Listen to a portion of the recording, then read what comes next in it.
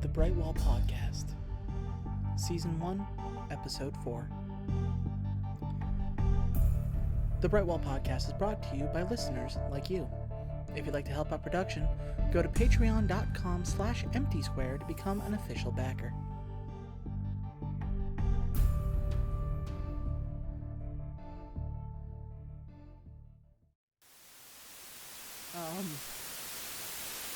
Pardon?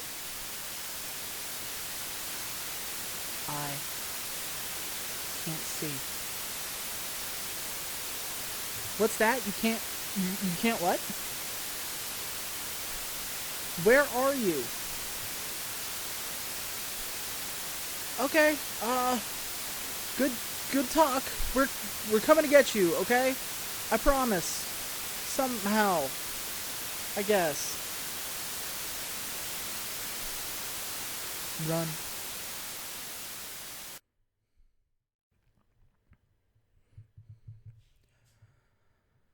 I wish I could tell you that this was the part of the story where I leapt up in a heroic fervor to save the day and get Danny out of whatever ethereal hell he found himself in.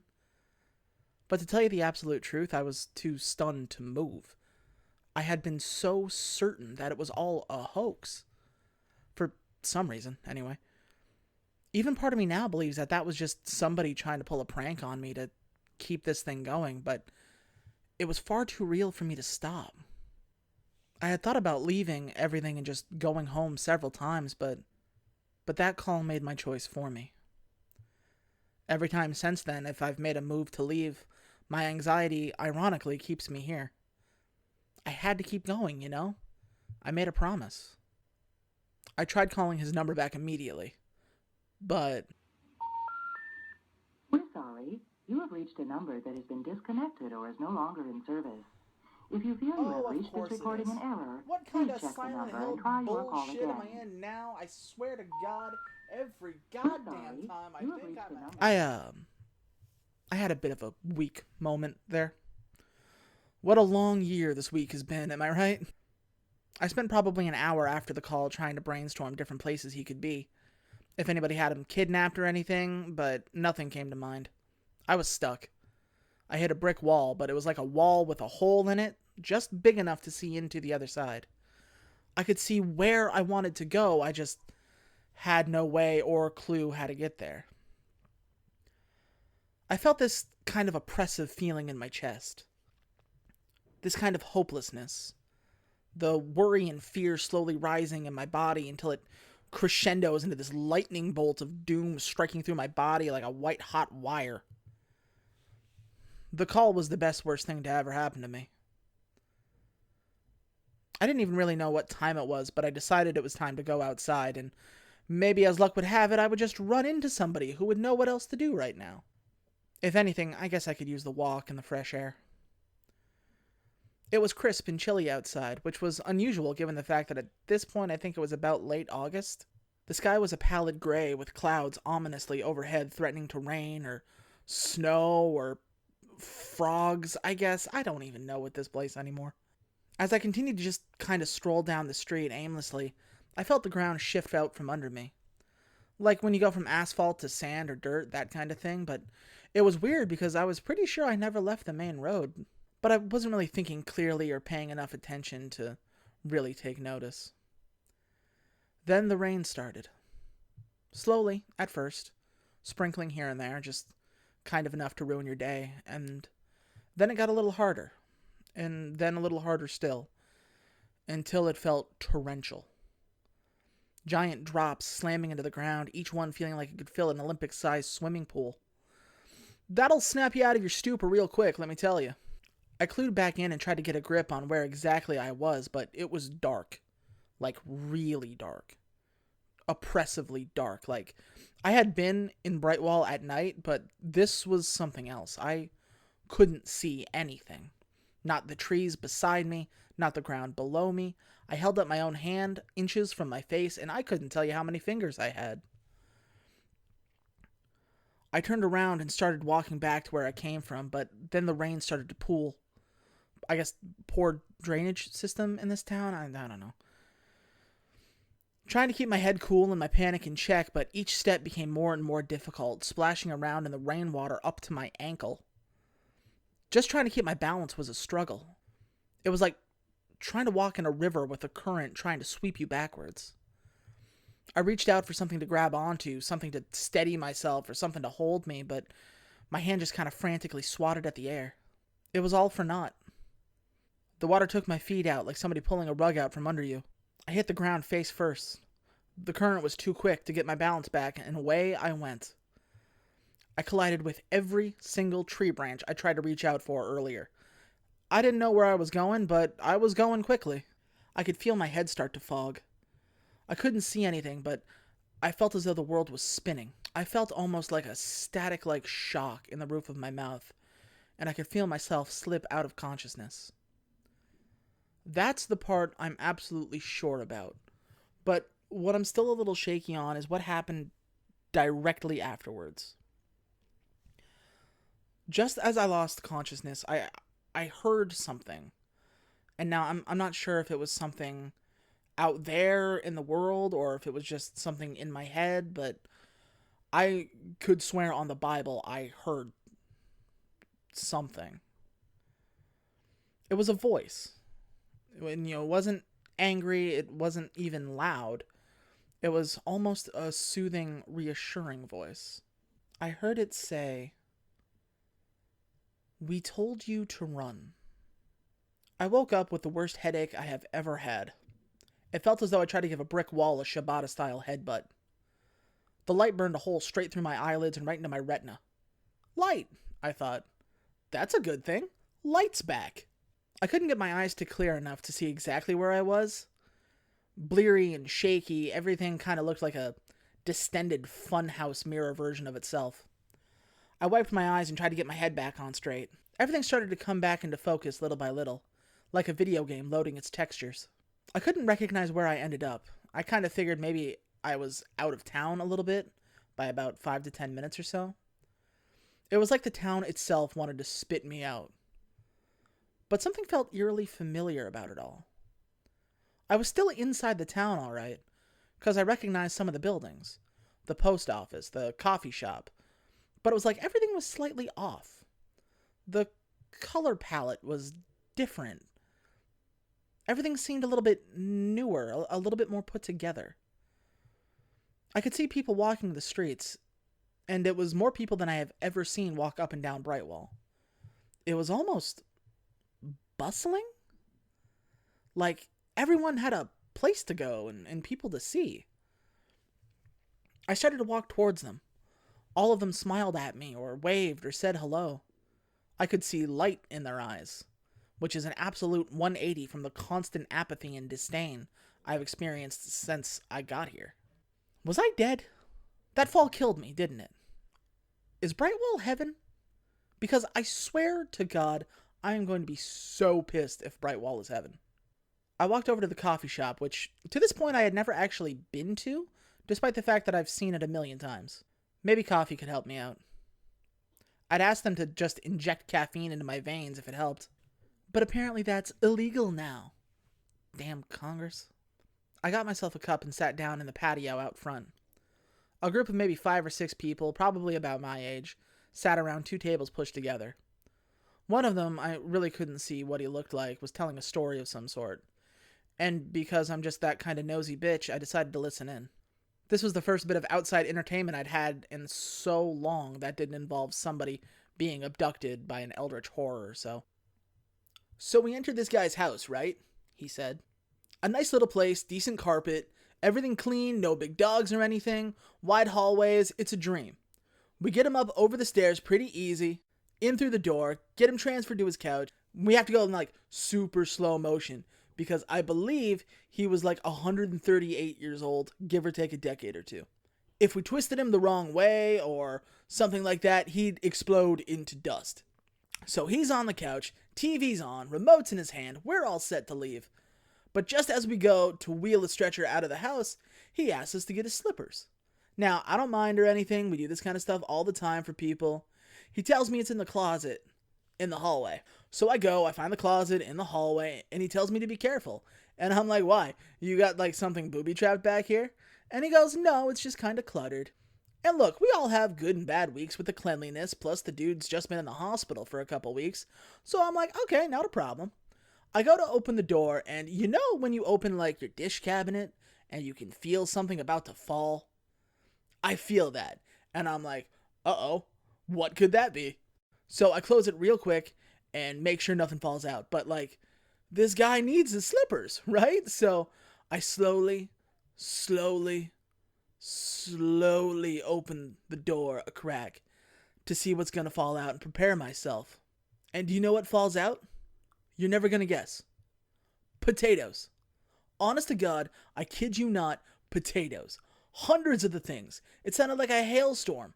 They spill out onto the floor, slam into the wall. I get buried in them. I had to chew my way out. A girl he was sitting with yelled out, "No way!"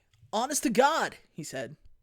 And they were like just out of the garden too somehow. So I'm covered in dirt. I look like Pigpen from the Charlie Brown cartoons. "So what did you do?" somebody else asked. Well, I asked him, "Hey, why am I drowning in potatoes?" And I guess he is like a doomsday prepper or something like that. Said when the apocalypse comes, he's going to be okay because he has potatoes. And on the plus side, he can feed an army right now. Unfortunately, I don't think he knows that potatoes can go rotten. So, like, I hope the best for him, but I don't think it's going to work out the way he hopes.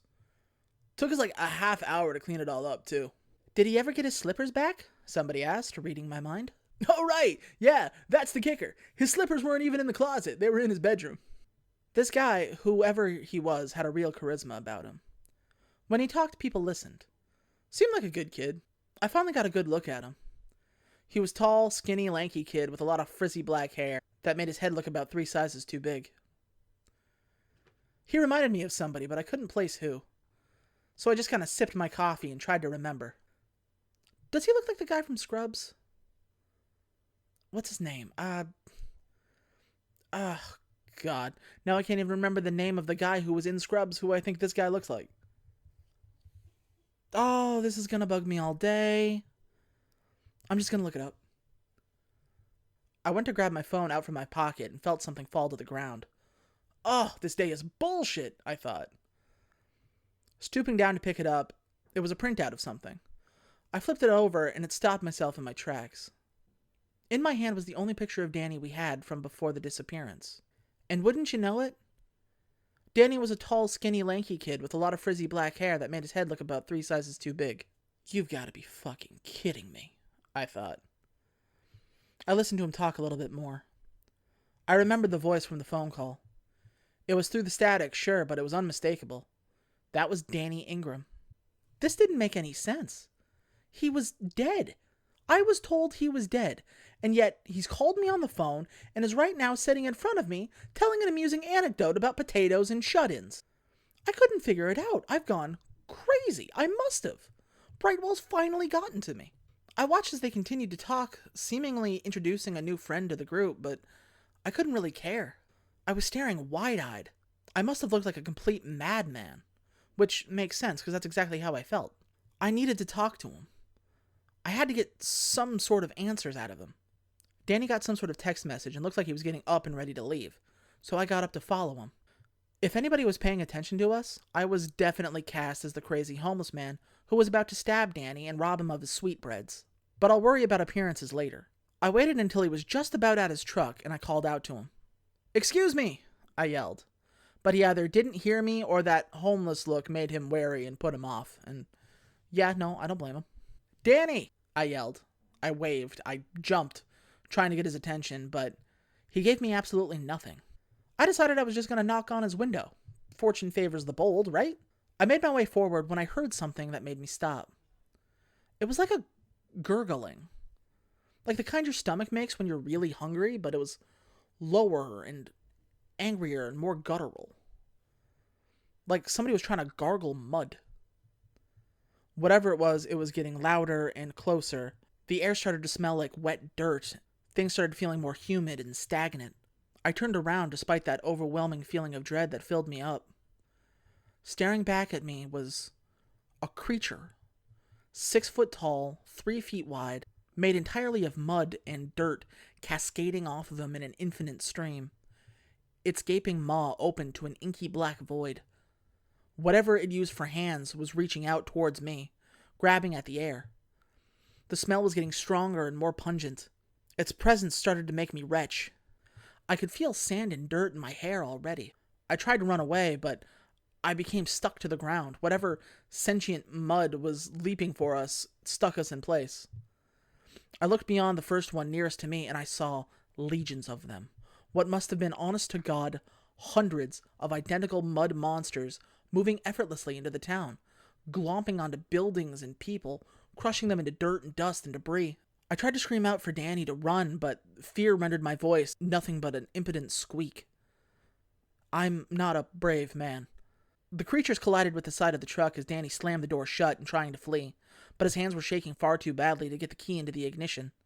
The creatures began to seep into the truck through the tiny crevices in the truck's body, crushing the door underneath its weight and hauling Danny outside.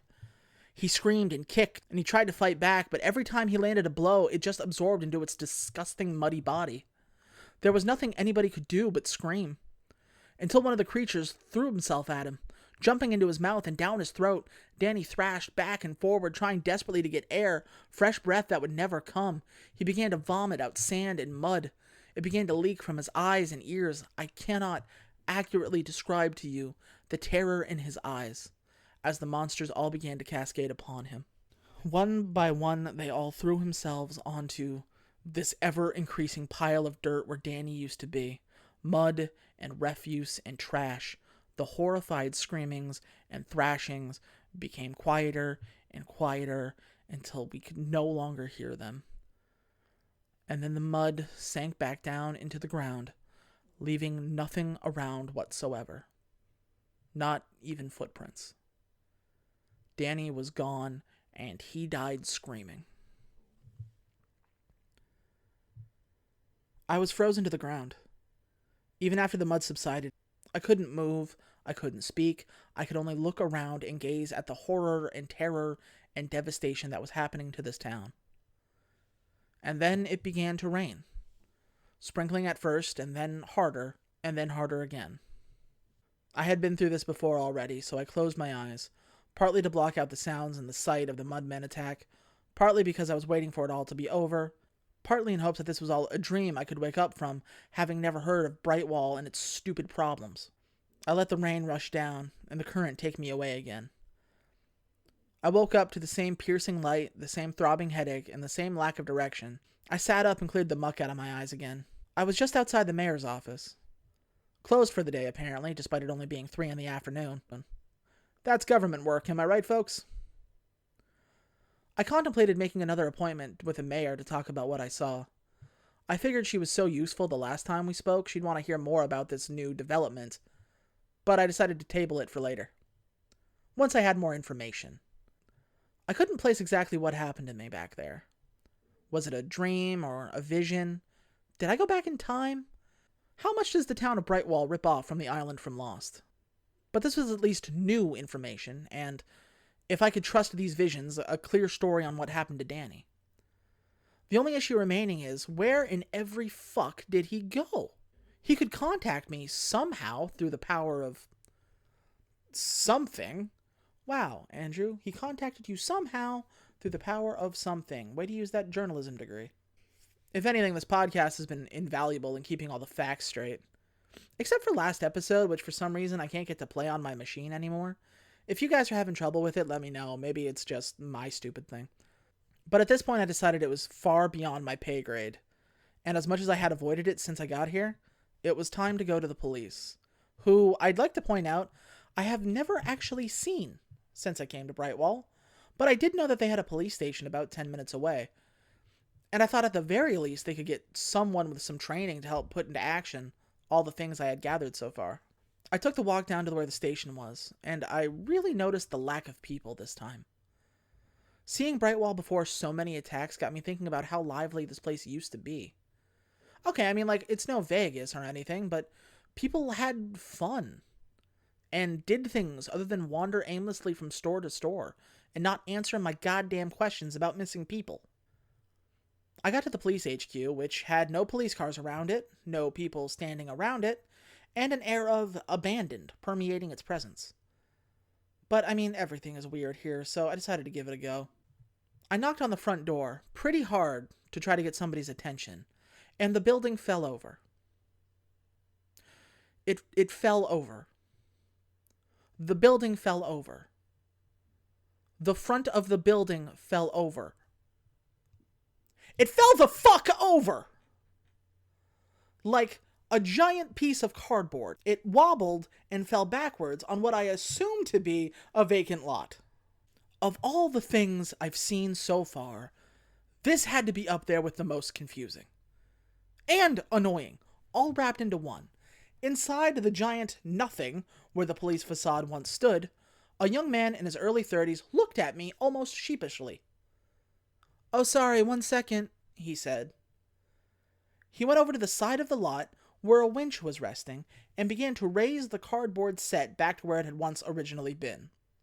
As I stood there, absolutely dumbfounded at something that I can only describe in pleasant company as absolute malarkey, I felt a tap on my shoulder. "Are you Andrew Cooper?" he asked. "Can I help you?" I said, not turning around. "We have orders from Mayor Queen to bring you in." "Oh yeah? You in what army?" "This one," he said as I turned around to see literally the entire population of Brightwall, complete with pitchforks and torches, as though they were about to crucify Frankenstein. Full disclosure, I've never read Frankenstein, and I don't know if that's how it ended. "Andrew Cooper, you're under arrest for the murder of Daniel Ingram." This concludes our broadcast day.